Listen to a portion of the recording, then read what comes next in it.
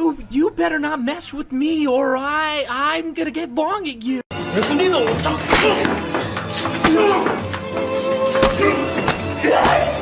Hi everyone, welcome to Peak Fiction Times, Peak Fiction Cinema.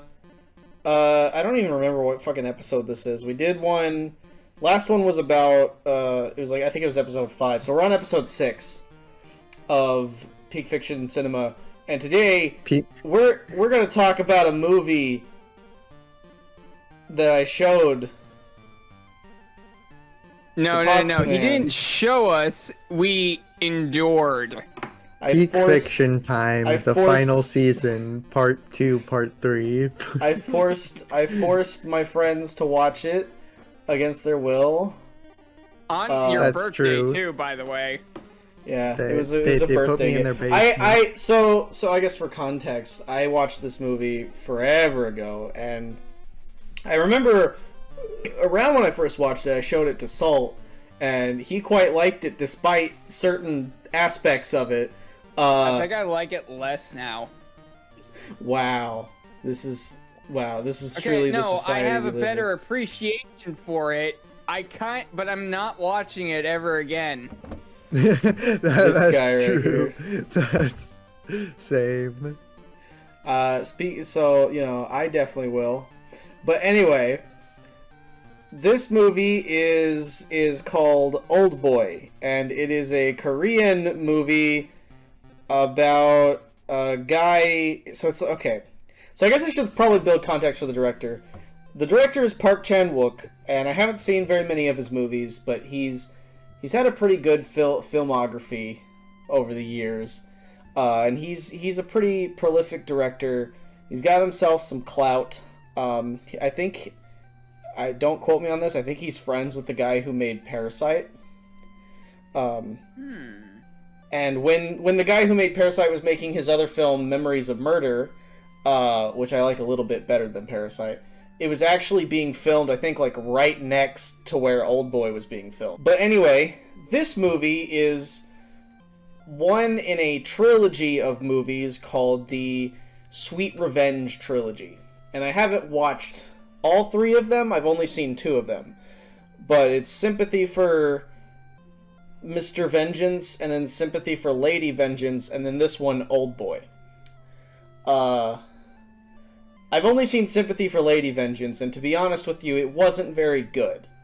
Not in the same way that Old Boy was. Because Old Boy is it's very easy to be invested and enthralled and, like, follow along with the plot, and it's very easy to appreciate how it's made. But Sympathy for Lady Vengeance just felt like it was trying really hard to be disturbing, and it wasn't succeeding all that well. And I don't know if I'll ever show that one to you guys, because it's not great. I think you should only show us good stuff like Old Boy. Old Boy. Old Man. So, before we start this review, the first thing I gotta get out of the way is that you will regret watching this movie, but you will also regret watching this movie with it spoiled. So watch it with no spoilers, but also be warned that it is a very disturbing movie. I regret watching it twice. It's a movie that is best experienced completely blind, with no idea what the twist is, because it has one of the most shocking twists ever, and it's one of those movies that the thrill comes from showing it to people. That's Are we doing true. a no spoiler podcast? That's why. No, that's why what I proposed is, like, one half of the podcast we'll go with, like, without discussing the big twist, and then we'll mention the twist and go from there. We're gonna talk about the movie leading up to the twist, and then we're gonna basically hammer in, like, watch this fucking movie. Do not. Like, because if you haven't seen the movie, don't watch past that point. We're giving it a lot of shit, but I mean, I'm not gonna speak for you guys, but I totally recommend watching it at least once, because there isn't anything else quite like it. And again, you will not expect anything going going on. And also, it's funny that Salt is like, this is the most fucked up movie ever, because I've seen worse. I could show you worse. Do you want to see them? No, This is- no. Do you wanna see them? No, I didn't. No, I've seen worse as well. I'm just saying, you usually make us watch the worst shit imaginable. I like art that... Listen, art should disturb the comfortable and comfort the disturbed. That's my... It's coming from the guy with the Berserk profile picture. I said this Berserk before. There's always something messed up with what Gabe has as well. So another thing I need to clarify before anybody watching this attempts to give this movie a shot. This is not to be confused with the same movie that was made 10 years later by Spike Lee, the Old Boy remake. This movie was made in 2003. Do not watch the 2013 movie by Spike Lee. There are missing plot points, and it's bad. White people, old boy. It has all the same disturbing shit, but it's not good, and I think it shows why the original is so good, because it doesn't have the same magic, it doesn't unravel the same way, it's a very just bland... It took the original, which I think is taking over our Korean movies. Part of the appeal of the original is that it's one of those types of movies that, as disturbing as it is and as uncomfortable as it is, you will end up thinking about it after it's over. It gives you a lot to like think about and a lot to reflect on. And the remake doesn't, because the remake takes all that, dumbs it down, and turns it into a kind of a generic action movie. I do not recommend the remake. It's mid. Yeah, I've been thinking about it for over a week at this point, so that can give you that gives you something. So yeah, okay. So if I were to like summarize this like movie like in one word, it would be it's a movie that like makes you think. It's one of those like classic revenge stories, like your John Wick, your Berserk. But then it turns into something so much worse, but in like a good worse kind of way. Yeah. The main, so I guess we should probably start getting into the plot, but the main character is played by, I don't want to say his name because I feel like I'm going to sound racist. Choi Min-sik, and I've seen him in a couple other movies. But the funny thing is that in every movie he plays a violent bastard. And also in every movie that he plays, based on the 3 that I've seen, in every movie he plays, it's also a disturbing movie. And on top of that, he gets tortured several times. It's a fetish. If being tortured was a job. He plays in one of this other ones called I Saw the Devil. He plays like a psychopathic pedophile who gets like tortured over and over again. Like he gets his ankle torn open. He gets like I mean, that's pretty base. Let's be real. So so yeah, that's just something funny about that actor. But for the plot, so basically the movie opens with like it jumps to the future a little bit, like more like an event that's technically it's the past for us, but it opens with the main character holding someone by their tie as they're about to fall off of a building. And then he's like, I'm going to tell you. And it's kind of like a standard, like, oh, this guy's cool. And he's probably got a shady, dark backstory. And he's going to tell this backstory. And it even plays, like cheesy, like, action movie music that you'd probably hear in, like, a movie from the 90s. Pretty good cheesy action movie music, though. It is, yeah, it's very catchy. But he's, like, holding this guy by his tie. And the interesting thing about that is how that actually correlates with an image later in the movie where someone is holding someone, this guy is holding this girl from falling into falling into the river. There's a lot of like recurring images like that all over the movie. Cinematic parallels. Here's the story all about how my life got turned upside down. I got stuck in a room for 15 years and I saw 9/11. Anyway, So yeah, that's the plot that Salt just gave away. Is that he gets captured and he gets put in a prison for 15 years. Now, when we're properly introduced to this character, I mean, that's the introduction, is his, like, this is my past, which is fine, pretty standard way to open the film, and it correlates with an image later that I'll elaborate on when we get to that. But when you actually first see him in the story, it's way back in the past. He's drunk, and he's in a police station, and he's acting like a jackass. And I think this is a good introduction because it tells you a lot about him from the get-go. He's just a little goofball full of joyous whimsy. And he also mentions that it's his daughter's birthday. Yeah, he Oh buys yeah, her... he got her a little gift. So one of the things that I think is interesting about this movie is that there's a lot of parallels to misogyny? What am I, stupid? Mythology. There's a little bit of misogyny in there, too. There's a lot of parallels to mythology. A lot of mythologies are pretty misogynistic, so... Yeah. There's one mythological story, again, that I can't reveal yet until we get to that part of the review, that you guys already know is, like, obvious. But, I think I made that joke. But, the wings that he has, that he bought for his daughter, he buys these, like, these white wings that, like, flap when you wag your arms when you put it on. And those, I think, are meant to kind of symbolize, don't make fun of me, those are kind of meant to symbolize Icarus, the story of Icarus, flying too close to the sun, which is kind of what the plot of this movie is. It's basically him chasing after something that he eventually finds he does not want. Yeah, flying. You don't want to know. He flies a little bit too close to the sun, essentially. So it's already made clear what his philosophy is from the get-go at the very start, because he states that he takes life one day at a time. And that, I think, is also emblematic of, like, how time is a big thing in this movie. The one day at a time thing, obviously that applies to the 15 years that he spends in that prison, and how he has to take it one day at a time.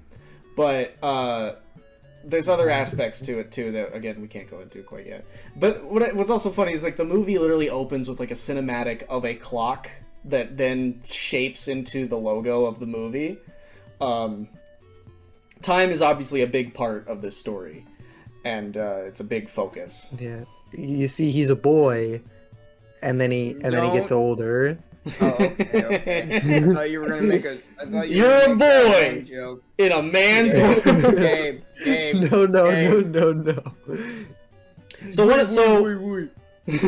last little thing about Odesu I'll say about this particular scene before we move on to the next part of my notes, because I actually took notes for this one. I don't usually take notes for these. We just kind of shoot the shit, but I care so much about this movie that I had to take notes. So this one day at a time, like, everyman philosophy thing as well, has brought something to my attention about this movie that I think is very interesting. Because it's built off of two characters. You have Odesu, and then you have the man who takes him and puts him in this room for 15 years. That would be Woo Jin. What's interesting is that Odesu he has this one day at a time philosophy, and he kind of represents every man. Whenever the combat in this movie, which we're going to talk about here in a second, is really, really good. There's a lot of, like, cool action scenes that it's very much an action movie. And he uses common household items and tools to fight. At one point, I think he uses, like, a toothbrush to he stabs someone with a toothbrush. He also used those chopsticks to try to break out. Yeah, that really makes you think. And he has a hammer as well, a tool for working. It's all, like, everyday, down-to-earth, grounded stuff. Woo Jin, though, a lot of the time his weapon is money. So he's more of, like, the upper class. Bro you know, uses the 1%. thingamabobs. And there's that kind of like Didn't he class. use a disc at one point? Yeah, this guy up the I class. forgot. I'm opening the video with that scene because it's so funny.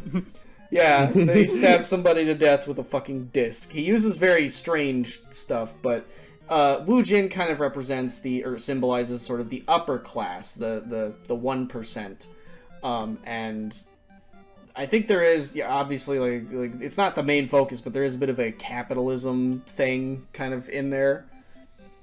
I don't know how y'all feel about that. This movie is about how capitalism bad. It's not Capitalism necessarily. bad. The government take your money. I like So- when Old Boy said, "I am a communist now." That's the conclusion he came to at the end. He's just, I will now become a communist. Yep, that's how it went. So We spoiled it. How come there's a lot of anti-capitalist movies in South Korea of all places? I mean- wonder why. Okay, so the first big focus that this movie takes that I think we could talk about is the imprisonment, because it's a whole stretch of the movie. I want to say it's like probably the whole first act of the film. Or Yeah, a I good kind of chunk thought it of the would first be. act. I was kind of expecting that to be like the whole movie, like it was going to be some sort of like psychological horror thing Yeah, of I him wouldn't just mind experiencing that. solitary confinement. I wouldn't mind that either, but I'm happy with what we got. Yeah. Yeah, it's just a different movie, you know. So the imprisonment scene, it is a very lengthy stretch of the movie. It's most of the first act. And it does a very good job of actually making you feel sympathetic and bad for this character. Yeah, especially when he was being a fucking asshole earlier. So the first thing to kind of establish is the editing to this movie, the visuals, the lighting, the fucking camera work, all of it is so good. It's like so much better than many of the movies I even see today. Yeah. And it's also got the green matrix filter on it too, so... Yeah, but it works. Like, it's so, like... I know. There's so many, like, interesting effects, especially for this whole stretch. Like, right here, the compilation, he's, like, got all these, like, moving parts on the screen, and it all flows very naturally. It's a very, very well-edited movie, but the action scenes are what really sell that, is, like... There's a lot of interesting choices, some of which are confusing. Like, I think one of the action scenes starts with him, like, holding his hammer up, and then it does this weird arrow down towards the guy. that was weird. I did That not was understand weird. the significance of that at all. But there's a lot of, like, It's really... Go ahead. It's like the... Actually, no, that's not a fair comparison at all. Never mind. Well, go ahead and say it, since you already... Okay, well, I was thinking, like, you know, like those TikTok people that point at, like the title above? Looney Tunes ass at it. Yeah. Yeah, Yeah, like, I see it's- what you mean. Like, yeah, like, we can't see that you're about to hit somebody? Okay. No, it's definitely, like... There's a couple odd choices like that, but for the most part, like, the editing is really good. And you can tell they put a lot of effort into making this movie as smooth and as, like, well-paced as they possibly could.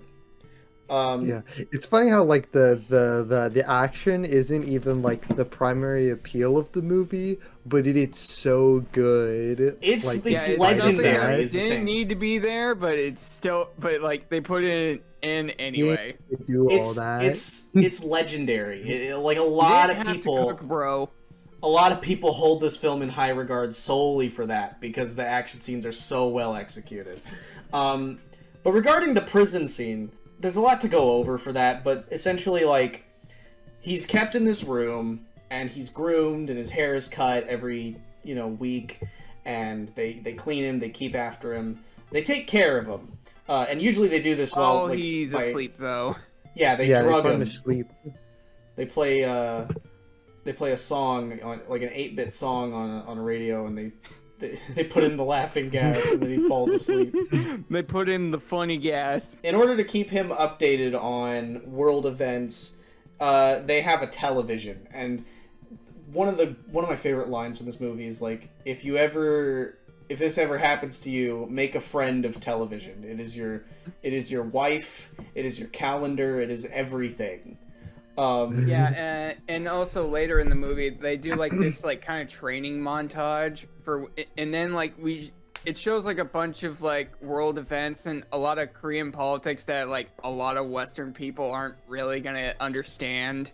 But there's a couple of American things in there too. Then there was like 9/11. 9/11, yeah. That literally happened on screen. Yeah, but to be fair, that was like the big event of like the early 2000s, and this movie did come out in 2003, I believe. So it makes sense. And it's meant to convey to the viewer that this is indeed his 9/11. Wait, is that actually true? Or no?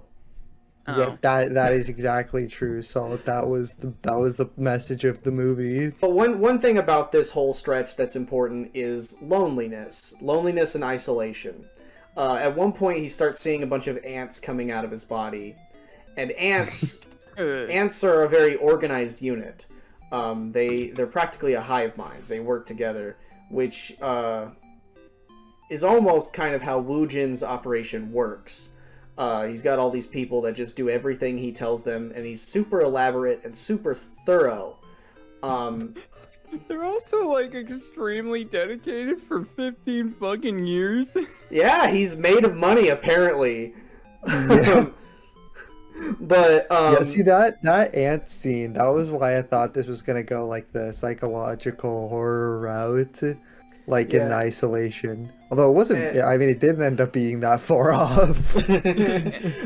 Yeah. So I think it's hard to kind of articulate this without giving away the twist, but I think locking him in that room, I think part of it plays into his loneliness, how his life was destroyed, which is in a way how Woo Jin felt after what he had done. We don't know what he had done. We don't know the reason. What happened. Which I'm not disclosed. Yeah, it was kind of like he was also giving him like a taste of what he felt after a certain event that we will go into later. Yeah, and the thing is, like, during this time, he's questioning it. Like, he doesn't even know why he's in this room yet. He writes down, like, a list of all the people he's wronged to try and figure out, like, why someone would do this to him. So, there's that. And then, speaking of ants, I guess while we're talking about ants, there's another fucking part with ants that I thought was kind of bad. Yeah, no, that part was just weird. You see a giant ant on a train. Just chilling. He was literally just vibing, like chilling, you know?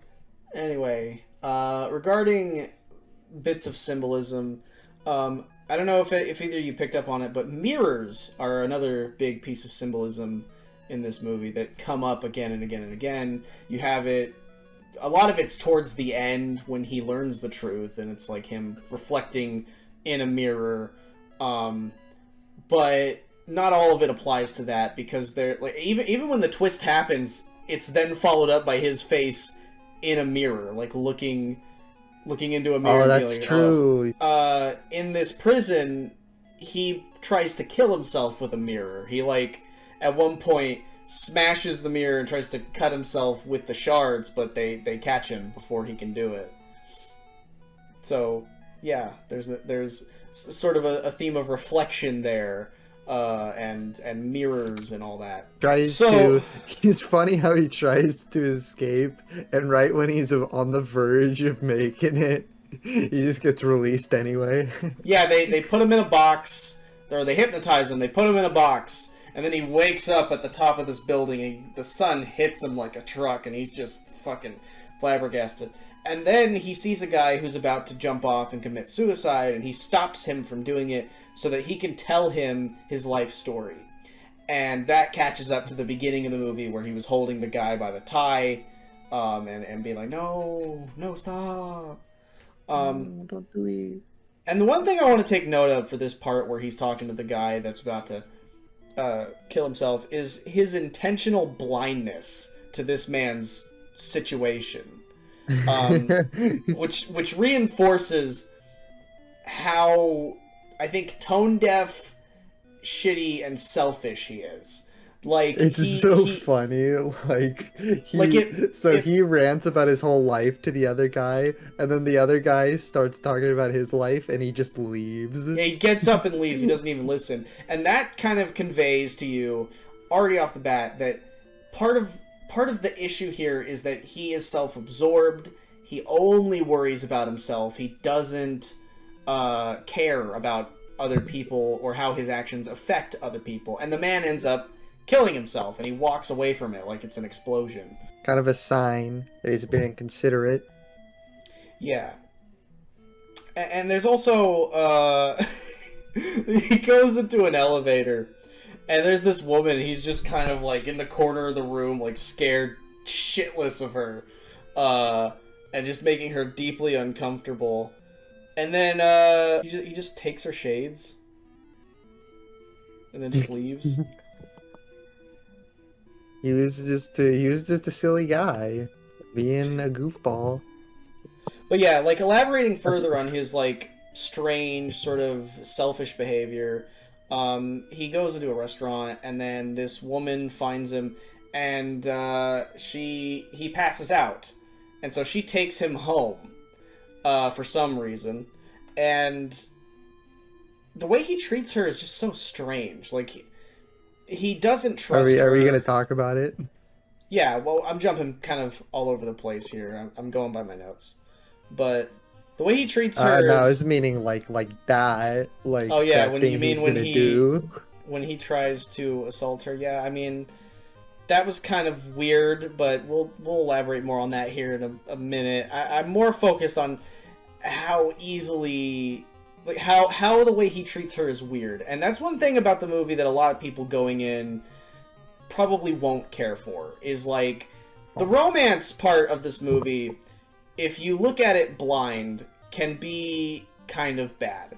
Unless you have finished the movie, in which I think the second half of the movie totally justifies much of what is present in the first half, but a lot of the time the romance aspects, in my eyes, when I first watched it, because the funny part is I split this in half over the course of 2 days, and the first half was, I've watched the first half and I was like, I like it, but the romance parts are not great. And then in the second half, I was glad that they were in the movie because of the payoff. However, yeah, that's the only way I can phrase it. Without giving away. Yeah, I mean, that was my first impression. I was like, yeah, I mean, that was my exact first impression. Was without giving away. No, go ahead and say your thing.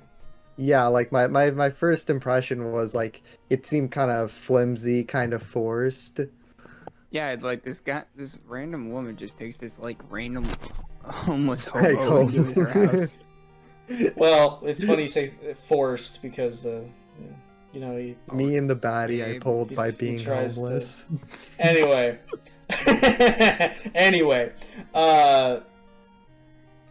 so the best, without giving away too much, the best I could say is that it's not supposed to be well-written romance, and it's not supposed to feel natural. If anything, it's something that he clings onto because of the trauma of what he's endured and the loneliness that he's had to endure. I mean, the first time he sees another human being, even it's just a guy, he's not even gay, but he's like sniffing this guy and just getting all close and personal and uncomfortable, and it's, you know, because that's like his first human interaction in like sees 15 years. Sees a woman for the first time.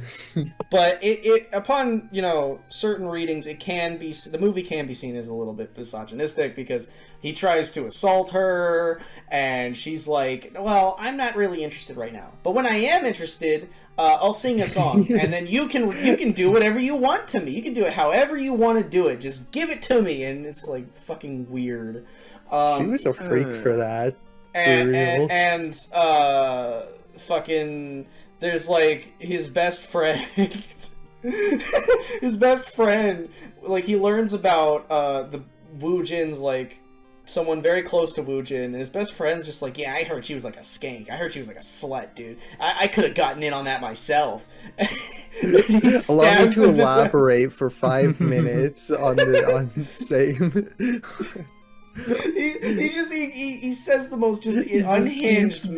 misogynistic shit ever, and then Woo Jin comes in with a disc and just he fucking stabs the ever loving shit out of him. He kills him. Yeah, he breaks the CD and uses it to stab him. Oh Christ. Oh, we're getting ahead of ourselves. Yeah. So we already kind of talked about the action. After he gets out of the prison, the first thing he does is get into a fight to see if boxing a wall has actually paid off. I guess we can, for now, jump a little bit ahead and talk about the greatest fucking scene in this whole movie. The best part, the best goddamn part that everybody loves, and that's the hallway fight, which was all done. That is such a good. It's shot. Yeah, all that's one the shot. best part. Just this one. It's just one continuous shot. Yeah, here it is. Yeah, well, that's a weird gif, but anyway. Wait, hold on. Is this the whole thing? It looks like it's missing a caption. How I it guess feels. you could say that this is no cap. How it feels. Edit a caption on there, like me when Pasta Man. Me after I say that Chainsaw Man is mid. I don't know. Me when I said That's a Sonic banger. Adventure 2 is a good video game. True. Plus, How you it haven't even played the game. how it feels to defend Griffith.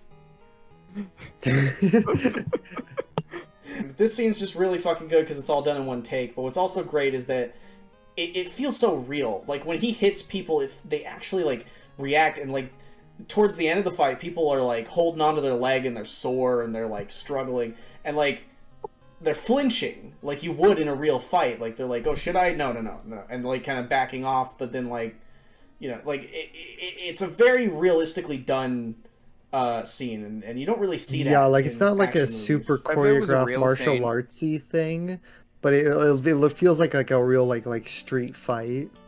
What And if it it's- was a real thing? And it's funny because the concept is something that would be choreographed usually. Is like one guy versus 100 guys, but this is the most realistic iteration of that concept that I've seen probably ever. Yeah, So and now- it's just phenomenally shot.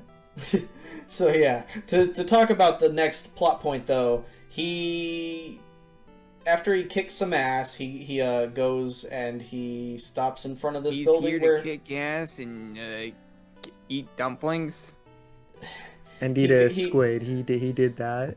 he goes to a building. He looks at some fish, and that as well as the little squid thing that he eats. I think fish might play a huge part in it, but I wasn't able to really pick up on what.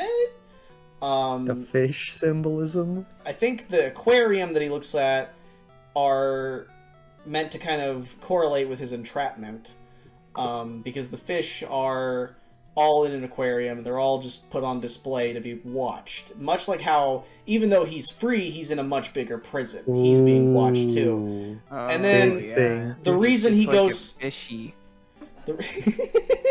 The reason he goes for a squid, so he goes to a restaurant, he eats a squid, and I think the reason he went for a squid, the reason he wanted to eat something alive, could be a way of saying that he's clinging on to life, or Maybe he was just a bit quirky. Well, I think there is some he did put on those significance. silly glasses, you know. He's just a silly guy being a silly little fellow. I you think- know? Green boy with a little bit I of... want Now where were we chronologically? so yeah, he spends we some gotta time. talk about that bit now. So obviously, with him getting out of the prison, and he essentially like first thing he gets asked on the phone is like, "How's it feel to be in a bigger prison?" Because now that he has been trapped for 15 years, he is a slave to finding out the truth. That's essentially his new prison now. Is that he has to find out what the reason he was trapped for was. We're all in a prison, you know. Yeah, and freedom is a big thing in this series. Haha, Attack on Titan, lol, Lamau. I know, Pasta Man. Shut the fuck up. If you didn't say it, I was Seriously? going to. Yeah, that's why Attack on Titan. Attack on Titan invented freedom. No, freedom is a huge theme in this movie. And I think if I were to interpret kind of what the message is, it's that ignorance is bliss sometimes. Big thing. I think the only truly free character is her name like Mito? Is her. The woman that he stays The with girl. because she is not a slave to finding out the truth. And when he does find out the truth, he becomes a slave to the truth that he found. That becomes his next prison afterwards. Yeah, that's the funny thing. He has the opportunity to just immediately like kill the guy who did this to him, but he has to know like why he did this to him. Yeah. And so If I were him, I would just fuck off. I would live my life and eat dumplings. So we can talk about Wu Jin a little bit, and I think now is kind of where we're Yeah. getting closer to spoilers. So I think we can kind of tell everybody now, like, please watch this fucking movie. Just watch it. Watch this Like, movie. Don't Yeah, watch we're the like on the movie. verge of spoiling it, but basically, this dude is the realest hater in all of fiction. So it's very easy for most of the movie to hate Wu Jin before you know his motives, because like they set up like Odesu's fate. Like after he gets free from the prison, he finds out like, oh, my family is dead. That's what you get told, is that his family's dead and that he's accused of being the person who killed his family. And so it's like easy to make you hate Wu Jin, but Wu Jin is a complex character. He's a very interesting character. He's got a complex, all right. He A very dedicates. interesting complex. He pretty much dedicates most of his life to taking down Odesu and setting up this elaborate plan. And he's just elaborate. he's just made Most of money. And it's interesting that he's able to just throw money at like fucking everything. There's like a part where this guy he sets up this whole plot about this guy. He's like, he cut off my hand. I want revenge against him. I'm on your side now. And he's like, it's revealed at the end. He's like, you're a fucking idiot. Wait, I took his hand. Great. I could have given him like a couple buildings for that. You think that's a big deal? You think it like, you know, so he's a very elaborate, very, he covers all bases, and he's practically impossible to fight against because he has a plan for everything. Yeah, it's kind of like a terrifying thought. Imagine some guy with just an insane amount of resources who is entirely dedicated to screwing you over in the worst way possible. Just because And that- of like an incident when you were a kid. And that game of cat and mouse that he sets up is very impressive, but it's also very scary. And it's also very interesting. It's part of what kept me enthralled in the movie and kept me kind of, what's the True. word? Fucking, yeah. But anyway, at one point he quotes at one point, yeah, I already said that. At one point he quotes a Bible verse. The Bible verse goes, "Free yourself, like a gazelle from the hand of the hunter, like a bird from the snare of the fowler." And so I kind of want to know y'all's take on this verse and what that means. It's the freedom. What if Can I you repeat it stab again, you? please? Free yourself, like a gazelle from the hand of the hunter, or like a bird from the snare of a fowler.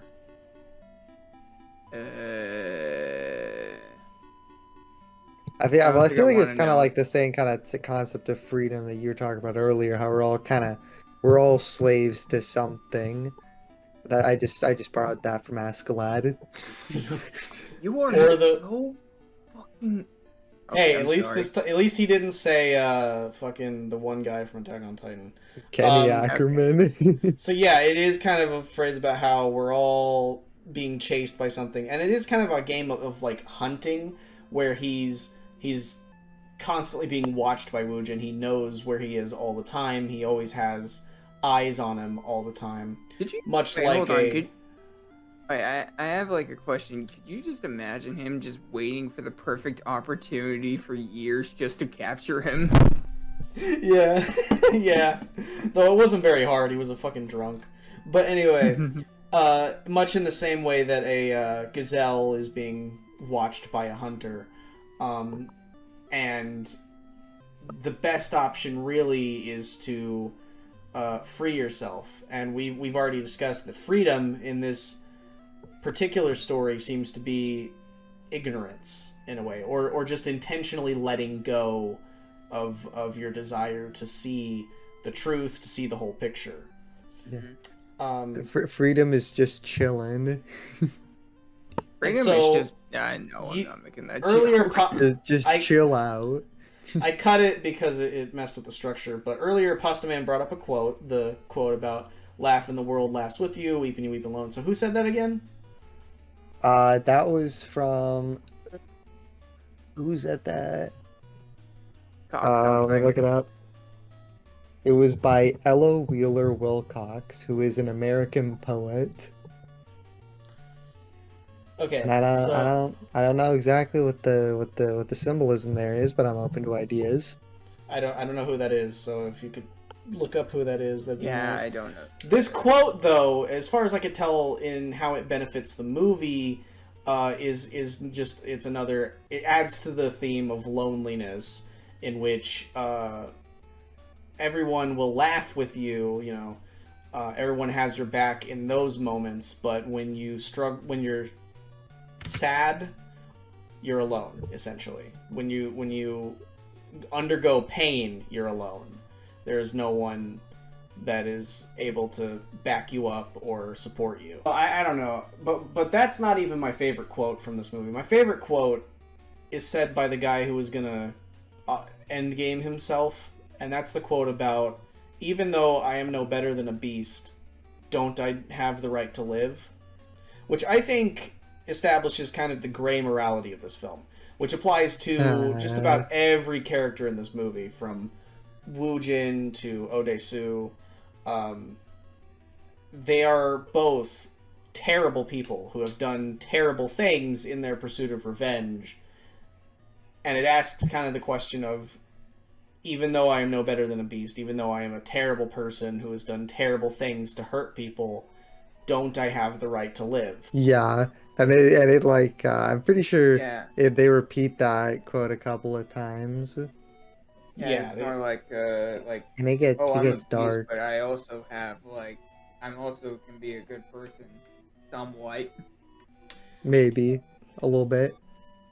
One thing I kind of brushed over with Ode-soo is I brought up that he kills people he kills someone with a toothbrush. I also didn't really bring up that teeth seem to be a big part of his thing, because I talked about how disturbing and fucked up this movie is.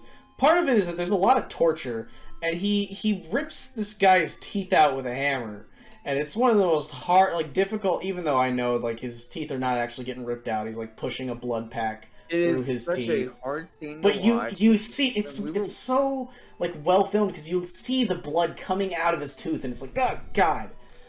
And then you see 4 of them picked out, and it's and they're all bloody, and it's gross. And it's interesting because I think teeth and Ode-soo's fixation on teeth specifically kind of correlate again with time. You know how teeth, your baby teeth leave your mouth, and then you grow adult teeth. Oh, it's all what if like this a new whole movie phase. was just a coming of age story? It's like a new phase or whatever. But yeah, this is fucking painful. But nothing gets quite as painful as the entire stretch at the end, the actual twist that we've been waiting for. That we've been just stroking this whole time.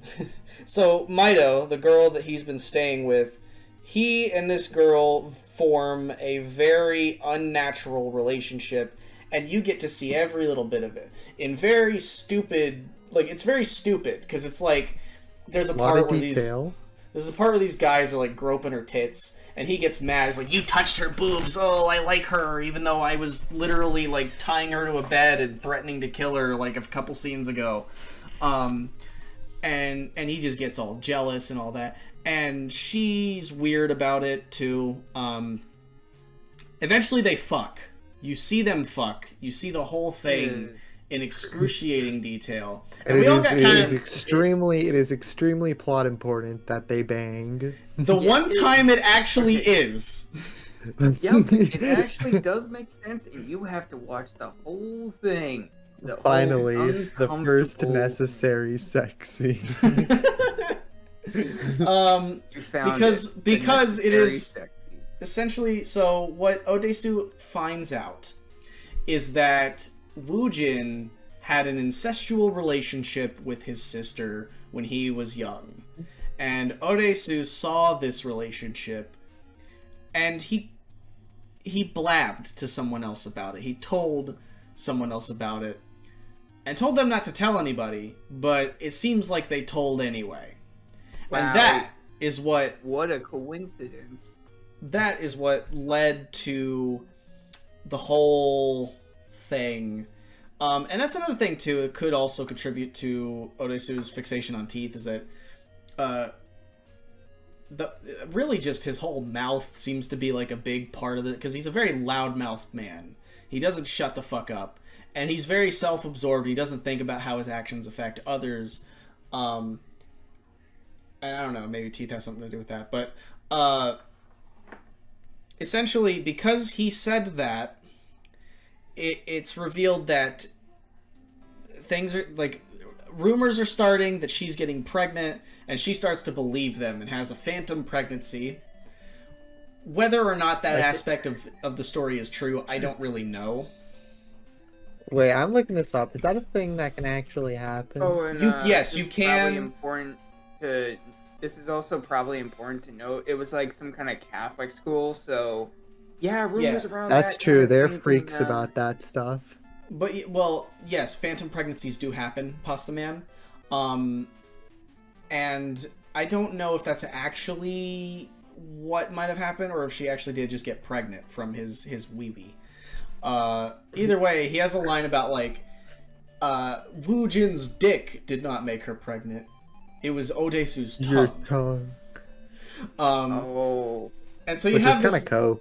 You have this very well edited, like, long and drawn out, like, twist. It's got this nice, like, very dramatic music that's building and building and building as we get closer and closer to the truth, until he eventually, he doesn't even say it, he points a laser over at a box with a shit-eating grin on his face. He's got, like, the most excited grin ever. He's like, he treats Odesu like a freaking kitty. Like, come on. Odesu. I'm trying to look up Woojin gifs, but it's a fucking, like, K-pop idol. I got you. Oh, here it is. This part right here. Oh, wait, Perfect this is probably scene. the best time to post this. This is probably the best time. Oh no. That's the only iteration of this meme that I'll accept. Anyway, so he looks into the box, and it's just a series of pictures, and he goes through them one by one by one, and it's slowly revealed that the woman he slept with turned out to be his own fucking daughter. When I watched this movie for the first time, completely blind, my reaction was just, I shouted, "Yo!" And I fucking, like, paused it, and I just got up, and I paced around outside for a little bit and just thought about what I had just seen. Everything's just like, yeah! No, it was not. I was horrified. He was no, I was like, yeah, baby, this is what I've been waiting for. That's exactly it. I think the best part for me about part of that scene is where he's like, you were spending this whole time trying to answer why I imprisoned you, but what you should have been trying to answer was, why did I set you free? Yeah, well, the way he says it is like, you can't find the right answer if you don't ask the right questions. It's not, why did he lock me up for 15 years? It's, why did he let me go? I was a bar. That really was, like, this is, like, one of the best fucking villain monologues ever, in my opinion. Because, just, I don't know, it's just so well acted and so well performed. In any case, So yeah, I said this was kind of correlating with mythology, and the myth that it correlates with most, aside from the Icarus myth, is it correlates with Oedipus. Because much Yeah. like Oedipus, upon finding this out, I think what did Oedipus do? He like gouged his eyes out or He whatever. gouged his eyes out. Yeah. Yeah. So Odesu does not gouge his eyes out. Instead, he just goes into complete meltdown mode and just And loses then, his fucking mind. And begging he's for like mercy, and then, begging like, for he'll mercy, act like a dog. acting like a dog, licking his boot, just like begging him, just please do not tell her. Do not tell her. I do not need her to know. And the thing is, he's like struggling in this moment because now, upon realizing, oh god, my daughter, who I thought was dead, is actually alive. And he at the beginning, it's made clear that he cares for his daughter. He loves his daughter. But now, his daughter that he loved so much is the woman he fell in love with and lusts for. And so it's that weird mix of like lustful and familial love that is tearing him apart. And so, in order to kind of make it up to Woojin or whatever, in order to, for the ultimate apology, he cuts his own tongue off. Yeah, and that's part of like there's a little bit of at first I was like, why did he you do can feel that? it. You can feel him cutting his tongue off, and it is horrible. Oh, the sound Yeah, that was design. nasty. Oh, like the way they film it, it's like, again, it's obvious that he just held a cloth in front of his mouth and then held the scissors in front of his mouth, and then the camera kind of panned over to the side as he closed the scissors when he didn't really have his tongue there. So it's like he didn't cut his tongue off. But like the fucking crunchy sound effects and just the screaming and just the and then the vomiting of blood. Yeah, he like, pukes blood into the fucking thing. Watching him do that is so funny because like no one asked him to do all that. Yeah, well, I don't. But he had a fucking meltdown. He kind of lost his mind. And it's such But a it makes painful. sense because he said that his tongue got her pregnant. Yeah, it's such a painful scene to watch. And then from that point forward, the rest of the film, after that climax, it's a slow descent downward that it just gets progressively more depressing. Oh wait, we didn't actually talk about Climax. this. We didn't talk about this.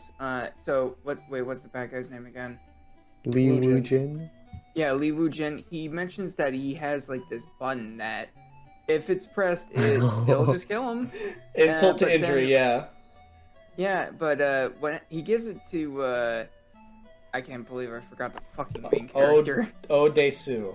He gives it to Odesu. Odesu, and then Odesu presses it to like kill him. But what instead plays is the sound. The sound of them his fucking. daughter. The sound of him fucking his daughter. Oh, can we talk about how the funniest scene in this movie is after they do the nasty?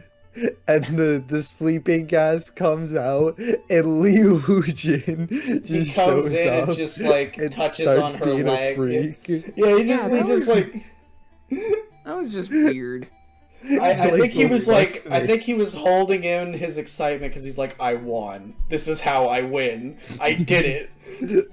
Because he talks about how they made this happen from hypnotism, which actually completely explains her weird, irrational, and the unnatural like romance. It completely explains all that it was all from hypnotism because obviously it's unnatural. Yeah. I believe that what he did was he worked to emotionally neglect both of them just enough so that they would be desperate. Yeah. And that whole twist is like the moment that you realize that, oh, this is not your like average revenge action story. It's Oh, Alabama, no. motherfucker. Like you think the story is about Odesu's revenge, but really it was all about Lee Woo-jin's revenge. And that's that complete 180, and it kind of muddies the movie even more because it basically shows that neither of them are saints. They're both terrible people. both real haters. So now we can kind of talk about the downward slope from here. Essentially, Woo Jin realizes, hey, it was really fun in the moment. I'm glad I got my revenge, because he was like laughing his ass off the whole time. Oh, wait a minute. I just remembered my dead sister. Yeah, and it's this very well edited but very sad and painful scene in which he remembers his sister, the final moments in which he clutched onto her for dear life, that again correlates with the opening of the film where he held on to the guy by his tie. Yeah. And then, like, later after that, like, the gun that he had in his hands, he like does like a little hand gesture, like pulling the trigger, and then the next shot you see him kill himself, and it's he fucking shoots himself. so good. Hold on. Can we talk about how hard this image goes? Like me This when is I an see album cover. me This when I is an see album cover. me when I see a beautiful girl. that is so true. That was Odesu after seeing I a remembered beautiful my girl. sister. So he chooses to kill himself after getting his revenge because it didn't turn out to be worth it in the end, which is a very classic revenge I can't message. believe all this money and 15 years of waiting just to laugh my ass off wasn't worth it. But he, if you bring up Coffin of Andy and Lele again, I will actually cry. I hate you, Pasta Man. What happened? What is that? Incest game. Yeah. That one. Oh, no. yeah, They're not the same. They're not the same because Old Boy obviously does not condone incest. The whole point is that it's a taboo. Yeah. Literally, the whole point is, oh shit! Like you're saying, But oh it was a shit, they had banger. incest. Whereas Coffin and Andy and Lele, I think, kind of slightly condones it, but I don't know. I never played it. I don't know. I never played the game. I think all of the fan art I've seen just like promotes it.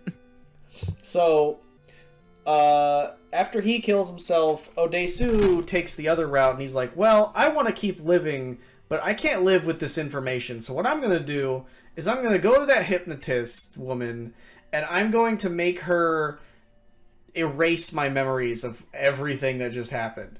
So he does, and it's this whole dramatic like scene that brings up the mirror again, where his reflection, she tells him like the monster is gonna take 10 steps back and then die.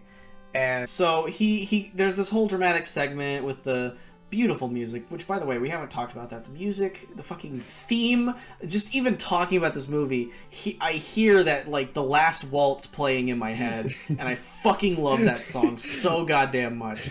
So yeah, and he tries to forget about everything that happens, but at the end, it's like snowing, and he's sitting there with no tongue, and he's just sitting there, and then Mito comes up and hugs him, and then he does that unhinged smile that he's done throughout most of the movie whenever he's under a lot of distress.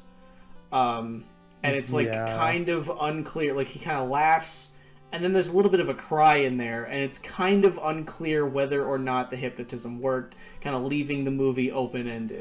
And it's a very like Old Boy too. It turns out he was crying. Old Boy too. As it turns out, God. so it's a very tragic way to end the movie. It is not a feel-good movie. Nothing about this situation is good or fair. Nothing in this movie is good besides those dumplings. Those dumplings look amazing. And the interesting thing too is do we need to mention the bit about the dumplings? no, we can talk Do about we? no. I think just short So- answer, the dumplings, they had like a receipt in them while he was in prison, and he's trying to find where these guys went and ate out a lot. it's crazy. That's salt. it. Anyway, so that's kind of the end of the movie, and so I guess we can kind of come to our conclusion about what our overall thoughts on this fucking movie is, because there was so much to unpack here that this is probably the longest episode we've even done. I don't even know how long It we've might been. mean Monster might have been longer. This was an hour long episode. No, I mean in But terms for of like just- movies, yeah. For movies, yeah, this was the longest one we've done. So There's a I lot guess to close- unpack here, but let's What- just throw away the whole suitcase. Yeah, a What? lot to unpack in a present. with Odesu inside of it. What overall thoughts on Old Boy? Final it is- review. Okay. I will say this. It is an amazing movie. It is well shot. It is well acted. It is very well made. Has a bunch of symbolism in it. It is probably an almost perfect movie, but I'm never watching it again. I don't blame you. Amazing movie, phenomenal movie. I will never show this to another human being. I will, and that's because it's in character for me to do so. And I don't think any other movie has felt this like close to my vibes. So that's why I consider it my favorite movie, because I've come back to it so many times. But I will never show this to my best friend ever. I won't. But actually, Yeah, no, it you is- wanna know... Oh, go ahead. My dad asked me to watch this. My dad asked me if he wanted to watch this movie one time with me. Well, like he heard about it, and I told him no. It's No. It's a very, very No. challenging, complicated, complex, and often at times disturbing movie. Now, and it's not necessarily disturbing in the sense that it's like unwatchable completely. Like, it's not like Solo 100 or fucking Serbian film, but it's I disturbing don't in know, the sense Serbian that you. film's just bad. It's disturbing in the sense that you can't show this to people unless they're like you guys. Unless they know. Unless I won't they're watch they're anything. comfortable I'm just with never this. watching it again. I would rather watch the like any gross scene in The Boys again than this movie again.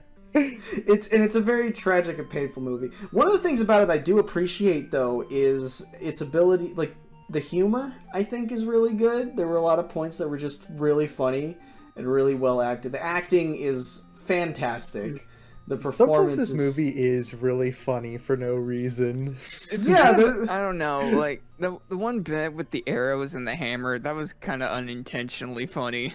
That's what I was saying. it's a very it's a unique movie. There's nothing like it that I've ever seen. I don't think I've ever seen a movie with a twist this shocking.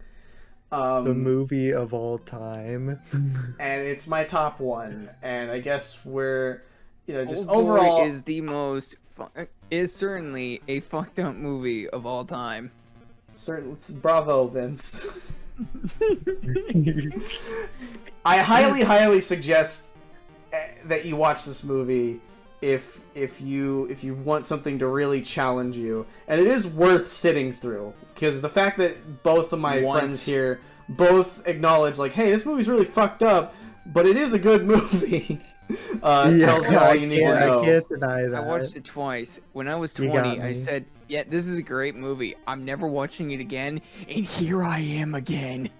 Well, we didn't review it when you first watched it, so this is your punishment. That was Jesus fucking Christ. That was forever ago. But how did you make me watch this? I generally don't know. I sent you a link on Kiss Oh, Asian, yeah, which but is I a don't- weird but it website name. We actually watched this on fedupmovies.com. That's Anyway. literally true. So I guess we can get into ratings now. Obviously 10 for me. I'm gonna give I'm- it a 10 as well. Never watching it again.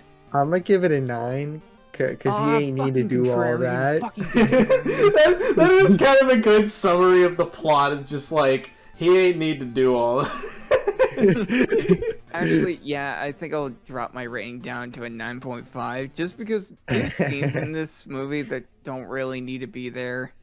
The ant, yeah, the fucking some of the Yeah, that- weird. Some of the sex scenes go on a little longer than they need to. Yeah, I agree with that. But because Yeah. it's my favorite movie, I have to have it as a 10. And it's also funny because Then it's we like, watch Blade Runner 2049 is gonna be like, oh, this is my favorite movie again. Fuck Old Boy. I kind of swap back and forth between the. So it's funny too because it's like, if I talk to like film buffs, I'm like, yeah, Old Boy's my favorite movie because that's the one that they all kind of agree on is like it's like a cult classic. but it's not a mainstream movie. If I'm talking to normies that don't know anything about movies, I say Blade Runner 2049 or the first Blade Runner, because that's something that they know. That's kind of me with anime. Like it's flawed. Xenogear is my favorite anime, but I'm always gonna tell people that Full Metal Alchemist is my favorite. Yeah, it just saves the explanation. It saves you from having to implicate yourself, because I don't want people who have never heard of Old Boy to watch Old Boy and then come back to me like, what the fuck is wrong with you? So if you know, you know. But yeah, that's it for this video, unless y'all have any closing thoughts. Fuck, this was a long one.